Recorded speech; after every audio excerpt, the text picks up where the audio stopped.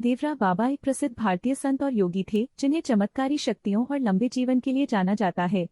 माना जाता है कि वे लगभग 250 साल तक जीवित रहे, हालांकि इसके ऐतिहासिक प्रमाण नहीं हैं। उनका जीवन बहुत ही सरल और आध्यात्मिक था और वे गंगा नदी के किनारे एक मंच पर रहते थे जो आमतौर पर जल के ऊपर बनाया गया था। वे अपने शिष्यों और अनुयायियों को आशीर्वाद देने के लिए जाने जाते थे और उनकी दूरदर्शिता की शक्तियों की भी कहानियां प्रचलित थीं। कई प्रमुख राजनेता, अभिनेता और साधारण लोग उनसे आशीर्वाद प्राप्त करने आते थे। उनकी शिक्षाएं मुख्य रूप से भक्ति, योग और ध्यान पर आधारित थीं और वे लोगों को आध्यात्मिक जागरूकता के मार्ग पर चलने के लिए प्रेरित करते थे। देवराहा बाबा को ईश्वर का अवतार माना जाता था और कहा जाता है कि उन्होंने किसी सांसारिक मोह माया का त्याग कर दिया था। उनकी महानता का एक और पहलू यह था कि वे सदैव शांत और समाधि में रहते थे।